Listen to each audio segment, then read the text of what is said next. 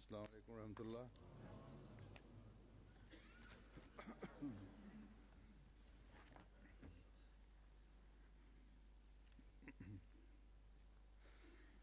अशहदु अल्ला इलाहा इल्लल्लाह वहदहु ला शरीका लहु वअशहदु अन्ना मुहम्मदन अब्दुहु व रसूलुहु अम्मा बादु फ़अऊज़ु बिल्लाहि मिनश शैतानिर रजीम बिस्मिल्लाहिर रहमानिर रहीम अल्हम्दुलिल्लाहि रब्बिल आलमीन अर्रहमानिर रहीम मालिकि यौमिद्दीन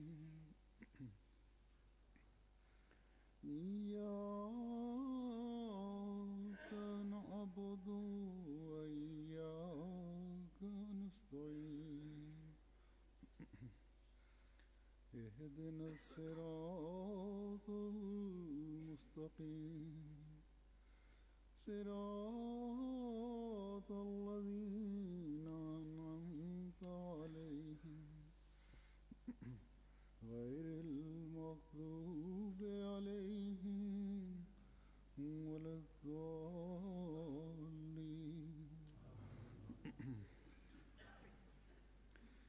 या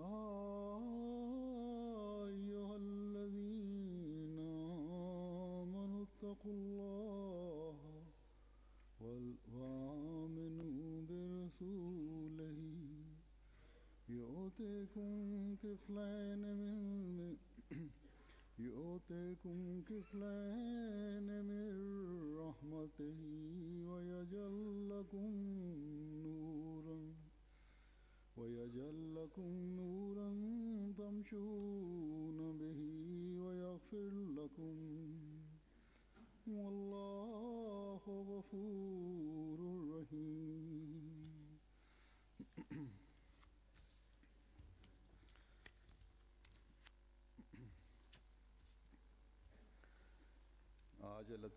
Aujourd'hui, par la grâce d'Allah, on est le premier jour de l'an 2010 et ce premier jour est un vendredi par la grâce de Dieu. D'entre tous les jours, le vendredi est un jour béni. En premier lieu, je vous souhaite à vous tous une bonne année. Qu'Allah fasse que cette année et les autres années à venir soient emplies de bénédictions pour tout Ahmadi.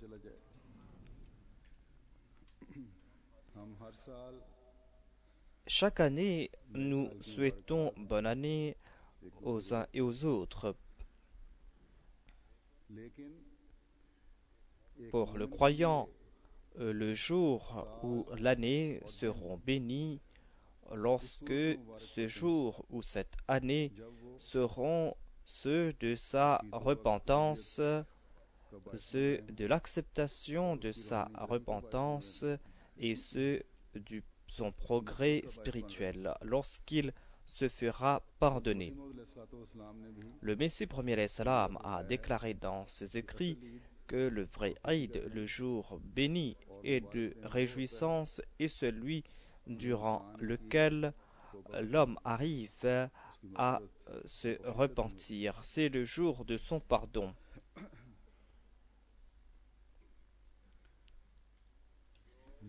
C'est le jour où il sera guidé vers les sommités de la spiritualité.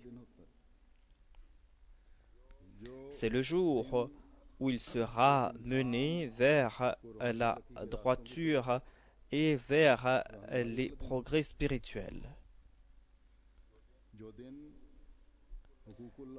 Ce jour béni est le jour qui va l'indiquer la voie vers ses devoirs qu'il doit accomplir envers Dieu et envers les hommes. C'est le jour où il va user de toutes ses capacités pour accomplir des actes de vertu.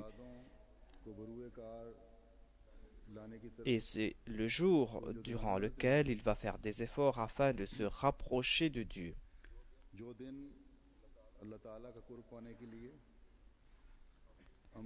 Ce sera le jour donc où il va faire des efforts pratiques pour se rapprocher de Dieu. Nos années et nos jours seront bénis lorsque nous allons faire des efforts sincères pour atteindre ces objectifs et quand nous allons implorer son aide, c'est-à-dire l'aide de Dieu, lorsque nous allons nous prosterner devant lui et lorsque nous allons faire des efforts pour apporter en nous des changements purs. C'est vrai que nous sommes un vendredi et ce jour est béni. Et cette nouvelle année débute avec un jour béni. Le saint prophète Mohammed paix soit lui a donné des directives concernant ce jour et son importance. Mais en dépit de l'importance de ce jour, seul le vrai croyant pourra en profiter et les non-croyants ne pourront pas en profiter. Le jour est le même et durant ce jour, le croyant essaye de faire des efforts pour avoir le salut. Mais quant au non-croyant, pour lui, ce n'est qu'un jour dans les 7 jours de la semaine. Le croyant a tout le temps en tête ce commandement énoncé par le saint prophète Mohammed paix soit lui, qui a été mentionné dans un hadith cité par Hadrat Abu Huraira qui déclare que le saint prophète Mohammed paix soit lui a évoqué le jour du vendredi. Il a déclaré que le vendredi, il y a un moment où les prières du croyant sont exaucées par Dieu lorsqu'il se tient debout en prière. Et le saint prophète Mohammed paix soit lui a indiqué par la main que ce laps de temps de l'exaucement de la prière est très court. Le croyant donc voit le jour de l'exaucement de ses prières. Quant à l'incroyant, il s'empêtre davantage dans des actes futiles. Le premier jour de l'année est un vendredi et ce jour est davantage important pour le croyant. C'est un jour qu'il va devoir embellir avec ses prières. C'est un jour où il va se prosterner davantage devant Dieu et pendant la nuit, il va prier et implorer Dieu et va accueillir ainsi cette nouvelle année. Cette nouvelle année qui débute avec un jour béni. Alors que l'incroyant qui ignore l'importance du vendredi et qui ne sait pas comment accueillir la nouvelle année, il a pour seul but de faire le réveillon et de passer la nuit à faire la fête, à se saouler.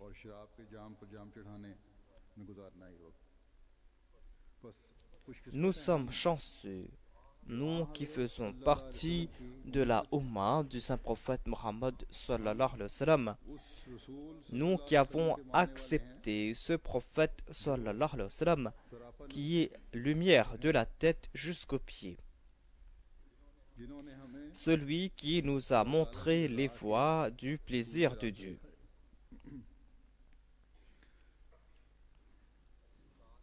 Il est aussi celui qui a guidé le croyant vers le but de sa création. Allah a annoncé qu'il va aimer ceux qui vont suivre ce bien-aimé, sallallahu alayhi wa sallam. Il va aimer ceux qui seront ses suivants véritables, ceux qui vont suivre sa sunna. Le Messie premier alayhi salam a déclaré dans un de ses écrits que celui qui mène l'homme vers la voie, qui fait du croyant le bien-aimé de Dieu, cette personne a le seul droit de se prénommer lumière. C'est pour cette raison qu'Allah a déclaré à propos du saint prophète Mohammed, paix soit lui, dans le Saint-Coran, qu'il est lumière, qu'il est nour, tout comme il a déclaré Qad ja'akum minallahi nour, c'est-à-dire la lumière de la part de Dieu vous est parvenue. C'est une grande faveur que Dieu nous a accordée.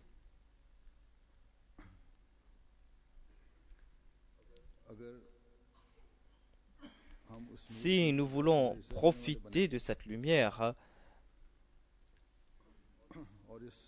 la meilleure méthode nous a été enseignée par le saint prophète Mohammed paix soit lui. Il nous a enseigné cela en relation avec le vendredi, afin que nos prières soient exaucées par Dieu. Dans ce hadith, Hadrat Aus bin Aus rapporte que le saint prophète Mohammed paix soit lui a déclaré que le meilleur jour de la semaine est le vendredi. Envoyez beaucoup de salutations sûrement ce jour-là, car ce jour-là, vos salutations me seront présentées. Allah va l'informer et va dire: ô mon bien-aimé Mohammed sallallahu alayhi wa sallam, les membres de ta Ummah, en reconnaissance envers toi, envers moi, envoient des salutations sur toi. Et en suivant les préceptes du Coran et en faisant des efforts pour te suivre, ils sont en train d'envoyer des salutations sur toi. Ils sont en train d'envoyer sur toi ces salutations au cours de ce jour béni. C'est pour cette raison que je vais exprimer mon amour en faveur de ces personnes et je vais exaucer leurs prières.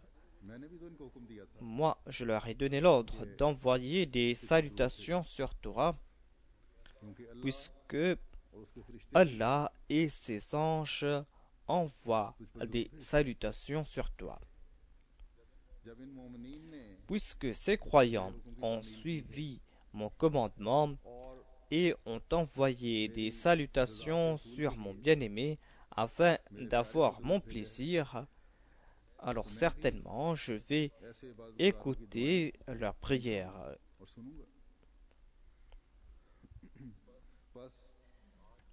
Lorsque les salutations d'aujourd'hui et les prières d'aujourd'hui seront présentées devant Dieu, eh bien, elles vont attirer le plaisir de Dieu.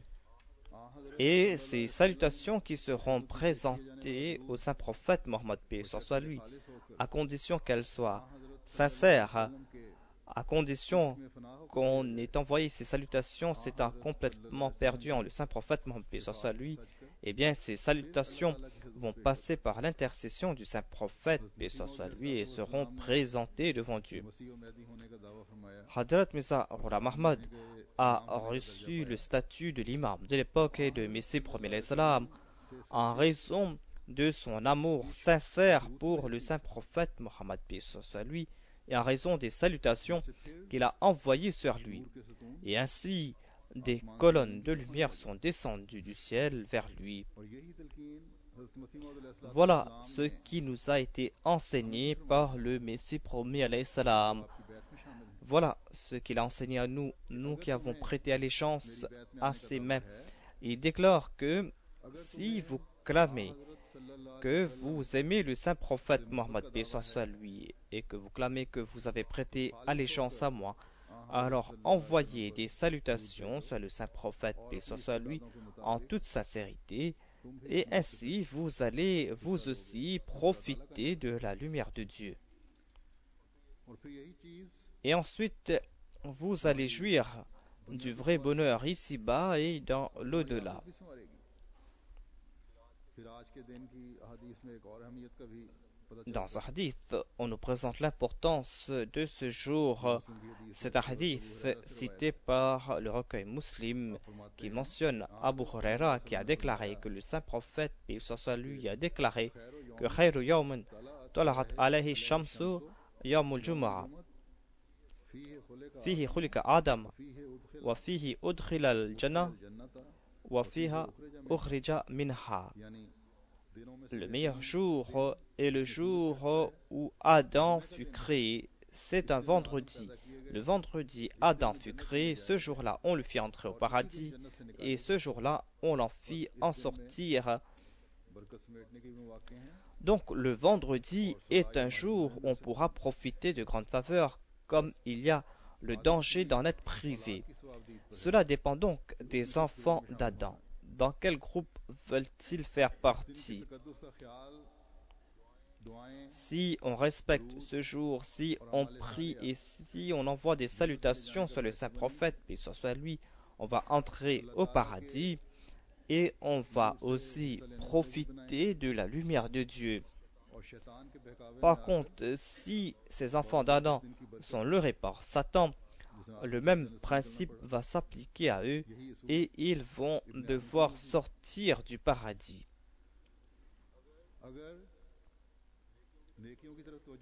S'ils vont continuer à marcher sur les voies de la vertu, s'ils vont marcher sur ces voies de la prière et des salutations, et ils vont marcher dans la direction du paradis, ce bas monde va se transformer en paradis pour eux, et dans l'au-delà, ils auront la bonne nouvelle du paradis de la part de Dieu. Et s'ils vont commettre davantage de péchés, ils auront la nouvelle de la part de Dieu qu'ils vont sortir du paradis et ce bas monde va se transformer en enfer. L'importance de ce jour est liée avec les bonnes œuvres accomplies en toute sincérité. De milliers de salutations soient sur ce bienfaiteur, le saint prophète Mohammed, lui, qui a montré aux enfants d'Adam la voie vers le paradis d'ici-bas et de l'au-delà. Dans le hadith que j'ai cité, il est dit que les prières faites en toute sincérité et ces salutations vont nous faire profiter de ce paradis qui ont été réservés pour nous ici-bas et dans l'au-delà. L'importance de la prière de Juma ou du vendredi, entrer dans le paradis ou en sortir, sont liées aux actions. Dieu en fait mention dans le Saint-Coran. Il fait mention de ces deux paradis en déclarant وَلِمَنْ خَافَ مَقَامَ رَبِّهِ جَنَّتَانِ. Quant à celui qui craint son Seigneur, eh bien, il aura deux paradis. Un paradis ici-bas et un paradis dans l'au-delà. À ce propos, le Messie premier salam déclare que celui qui honore Dieu et qui sait qu'un jour il devra se présenter à Dieu et qu'il a peur de ce jour et qui abandonne pour se faire le péché, eh bien il aura deux paradis. Premièrement, ici-bas, il aura un paradis sur terre et il apportera en sa personne un changement pur et Allah deviendra son soutien. Et ensuite, après sa mort, il aura le paradis parce qu'il craignait son Seigneur, parce qu'il avait accordé à Dieu prééminence sur le monde et sur ses penchants libertins. Ce jour est un jour où Allah nous accorde les moyens pour que l'on puisse se rapprocher de lui. Celui qui en profitera pleinement sera considéré comme le vrai croyant. Aujourd'hui, Allah nous a donné l'occasion d'embellir le premier jour de l'année avec des prières, afin que les autres prières soient exaucées tout au long de l'année. On doit prier pour soi-même, prier pour ses parents, prier pour ses proches. On doit aussi prier pour la victoire de l'Ahmadiyya, pour ceux qui ont fait des sacrifices pour l'Ahmadiyya. Priez aussi pour les progrès de la Jamaat. Vous devez aussi prier pour ceux qui vivent dans votre environnement immédiat. Vous devez prier pour le pays où vous vivez. Le croyant sera un vrai croyant lorsqu'il va prier pour le pays dans lequel il vit.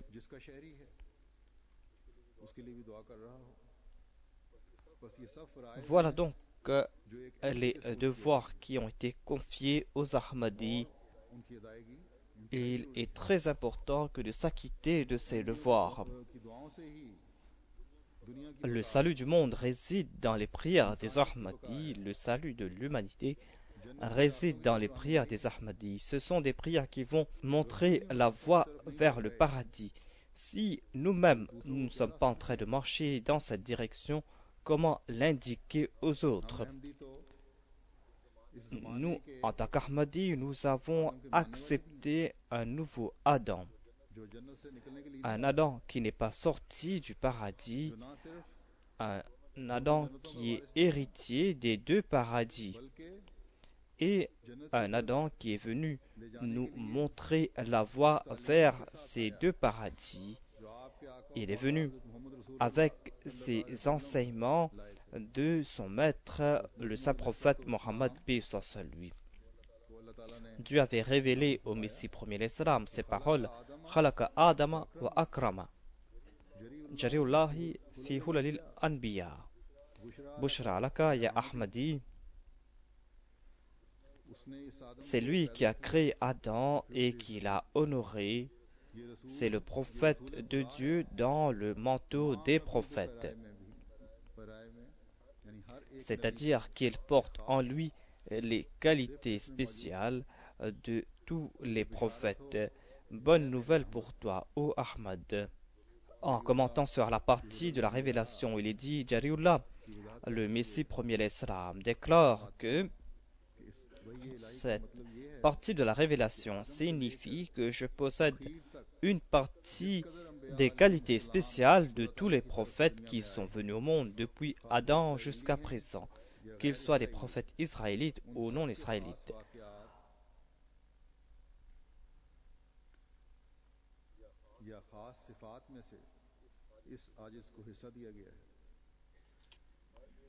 L'empreinte de la nature de tous ces prophètes sont en moi.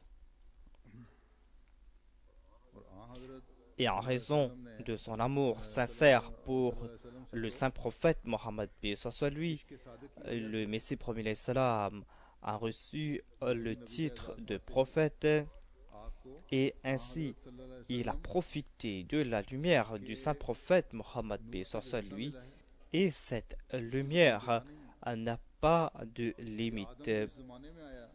Cet Adam qui est venu fut rempli de lumière du saint prophète Mohammed Mustafa sallallahu alayhi wa sallam.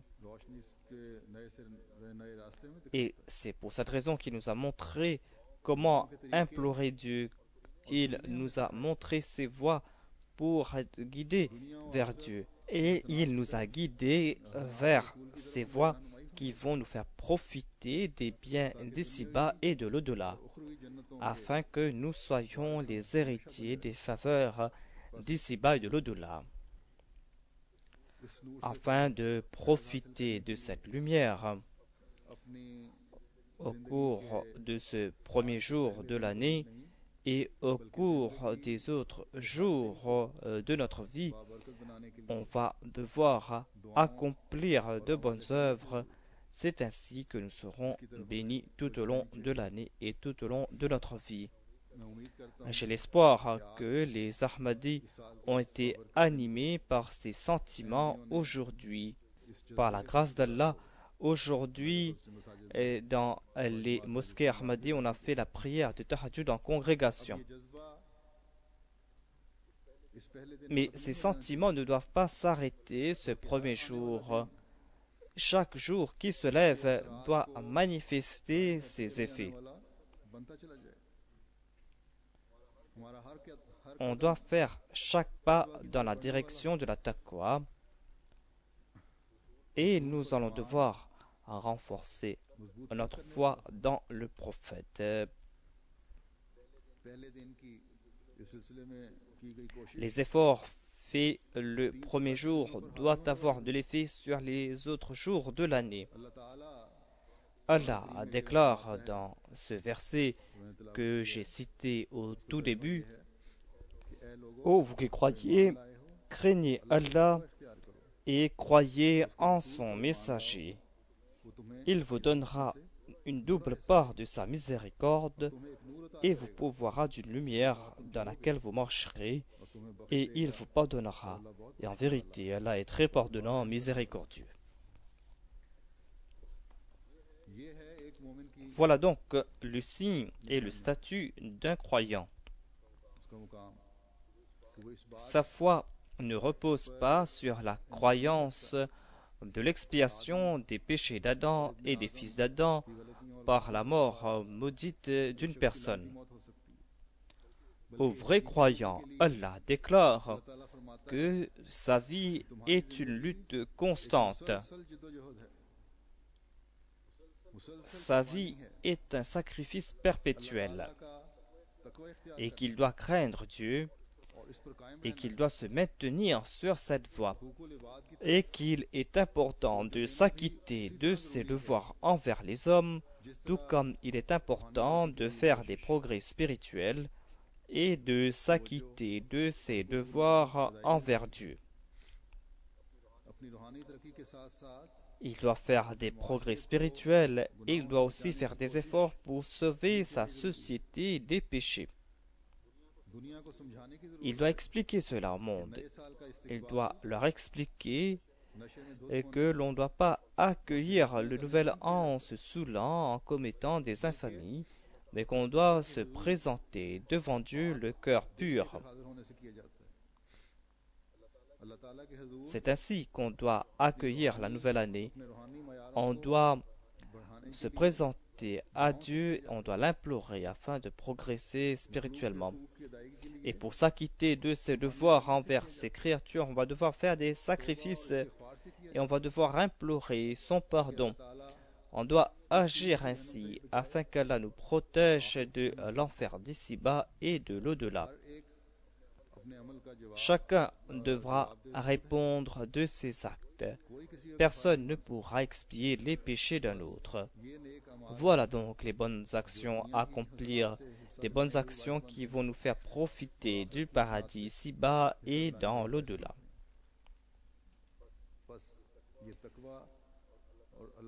Voilà donc cette taqwa, voilà donc comment suivre le saint prophète Mohammed paix sur lui.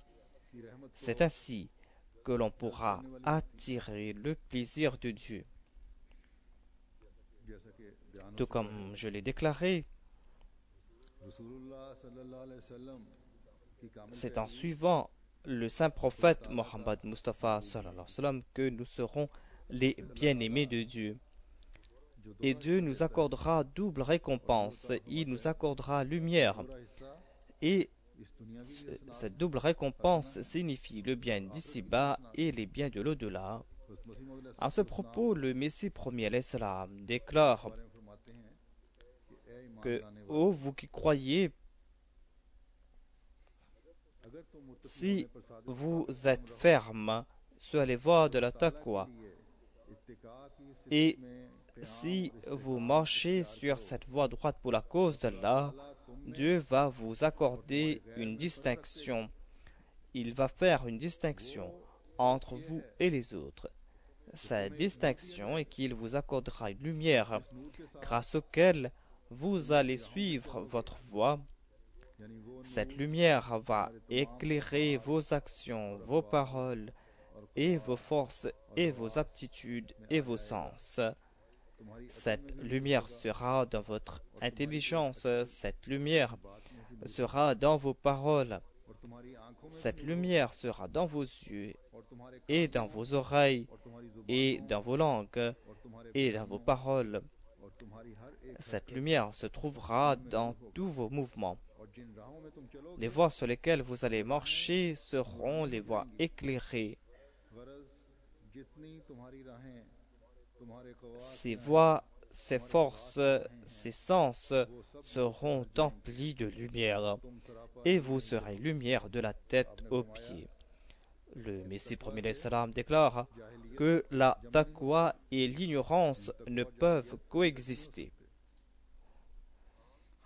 Le degré de taqwa dépend du degré de la compréhension. Le niveau de taqwa dépend du niveau de la compréhension de la taqwa. Cela dépend de la relation qu'on a avec Dieu.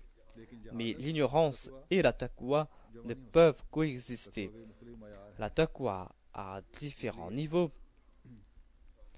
C'est pour cette raison qu'il est dit que l'on doit faire des efforts pour acquérir la taqwa. Qu'on soit un Ahmadi lettré intellectuel ou illettré, qu'on ait peu de connaissances de la religion ou qu'on en a beaucoup, si l'on marche sur les voies de la taqwa, on sera tout le temps à l'abri des actes d'ignorants. Le niveau de la taqwa peut fluctuer, mais l'ignorance et la taqwa ne peuvent coexister. Mais le vrai croyant est celui qui agit tout le temps selon la taqwa. Débutez votre journée avec ces prières. Priez pour qu'Allah vous aide à marcher sur les voies de la taqwa et qu'Allah vous accorde le bonheur ici-bas et dans l'au-delà. Les bienfaits de ce bas monde sont tributaires des actions de l'homme. Les actions vont attirer soit le plaisir de Dieu ou soit sa colère. Allah a déclaré aussi d'un nombre d'endroits aucun porteur de fardeau ne portera le fardeau d'un autre. Puisqu'Allah a déclaré que de par sa miséricorde il va accorder à ces personnes double récompense, ces personnes qui croient en son prophète et qui marchent sur les voies de la taqwa, des personnes qui envoient des salutations sur les saints prophètes Mohammed soit lui et qui font des efforts pour marcher sur la voie de son prophète. Ces personnes recevront double récompense. Ces doubles récompenses feront d'eux les héritiers du paradis d'ici-bas et de l'au-delà. Et pour cela, Dieu nous a enseigné une prière pour être héritier de ces deux paradis. Comment l'homme pourra-t-il remercier Dieu pour ses actes? Jamais il ne pourra s'acquitter de cet acte de reconnaissance. La seule méthode, c'est de prouver sa reconnaissance tout le temps à Dieu et de se prosterner tout le temps devant lui. Afin de profiter de cette double récompense, Dieu a enseigné une prière aux vrais croyants. Il est dit وَمِنْهُمْ مَنْ يَقُولُ رَبَّنَا آتِنَا فِي الدُّنْيَا حَسَنَةً وَفِي الْآخِرَةِ حَسَنَةً وَقِنَا عَذَابَ النَّارِ. Parmi eux, il y a ceux qui prient Ô notre Seigneur, accorde-nous les bienfaits d'ici-bas et les bienfaits de l'au-delà, et protège-nous du feu de l'enfer. Voilà donc les vrais croyants, ces croyants qui demandent à Dieu les biens d'ici-bas et les biens de l'au-delà. Au début de l'année, ils ne prient pas uniquement pour des progrès matériels, mais ils prient aussi pour leur progrès spirituel. Ils ne pensent pas à propos de leur propre bien-être uniquement, mais ils pensent et ils prient aussi pour les autres et pour leur bien-être. D'une part, le croyant marche sur la voie de la taqwa et prie pour son bonheur ici-bas et dans l'au-delà, et il demande à Dieu de l'accorder ce bonheur dans l'au-delà et de le protéger du feu de l'enfer ici-bas et dans l'au-delà. Cette prière est une prière complète, une prière qui va nous faire profiter des bienfaits temporaires et des bienfaits éternels. Dans les hadiths, il est dit que le saint prophète Mohammed, paix sur lui, récitait souvent cette prière. C'est une prière qui nous aide à nous acquitter de nos devoirs envers Dieu, envers les créatures de Dieu. D'une part, le croyant prie pour qu'il soit protégé du feu d'ici-bas et en raison de ses actions qu'il accomplit pour avoir le plaisir de Dieu, il se protège aussi du feu de l'au-delà.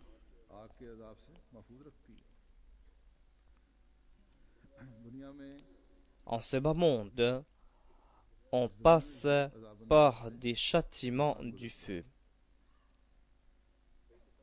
Il y a souffrance, il y a désespoir, il y a malheur, il y a des guerres. Tout cela ne sont que châtiments du feu. Voyez ce qui se passe aujourd'hui au Pakistan, en Afghanistan et dans d'autres pays. Quelques jours de cela, il y a eu un incendie à Karachi, au Pakistan. Ceux qui ont été affectés par cet incendie sont passés par un châtiment du feu. Le pays tout entier a été affecté par cet incendie. Et cet incendie n'a pas affecté l'économie de cette ville uniquement, mais de tout le pays.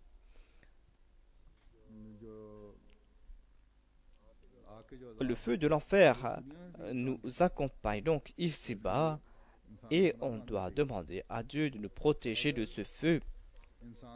Et si on est dénué de taqwa, si on n'accomplit pas de bonnes œuvres, si l'on ne s'acquitte pas de ses devoirs envers Dieu, envers les créatures de Dieu, alors il y aura de grands avertissements.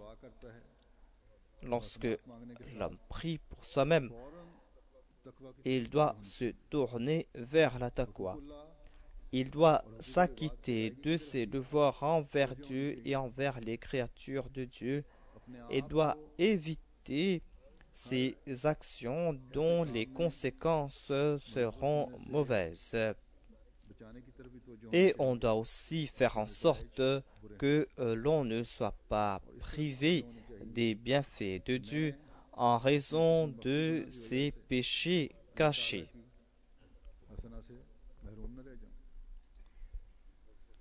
Le Messie premier l'Islam a déclaré à ce propos que la torba, la repentance, n'est pas superflue. L'effet de la torba ne se limite pas à la vie de l'au-delà. Au contraire, la torba le fait jouir du vrai bonheur ici-bas et dans l'au-delà. Il va jouir du vrai bonheur et du confort ici-bas et dans l'au-delà. Dieu nous enseigne cette prière de le Saint-Coran. Rabbana atina fid dunya hasana wa fil akhirati hasana wa qina adhaban nar. Ô notre Seigneur, accorde-nous le confort ici-bas et le confort dans l'au-delà. Et protège-nous du feu de l'enfer. Le terme Rabbana est une indication de la torba, de la repentance, car le terme Rabbana signifie que celui qui prie veut se détourner de ses faux rabbs, de ses faux seigneurs, et qu'il veut se tourner vers son vrai Seigneur. Et cette parole ne peut sortir sans une douleur, sans une détresse sincère. Rabb signifie celui qui fait progresser graduellement. L'homme a de nombreux faux dieux en son fort intérieur. Il a confiance totale en ses plans, en ses complots. Voilà donc ses Rabb, ses seigneurs à lui. S'il est fier de sa connaissance, s'il est fier de sa force physique, eh bien ils sont ses Rabbs. S'il est fier de sa beauté ou de sa richesse, voilà ses Rabbs à lui. Il y a donc de milliers de Rabbs qui l'accompagnent. Et tant qu'il ne les abandonne pas, tant qu'il n'est pas vigilant à leur égard, tant qu'il ne se prosterne pas devant ce Dieu véridique et véritable, tant qu'il ne prononce pas avec détresse les paroles Rabbana sur son seuil, il n'aura pas compris qui est son vrai Rabb.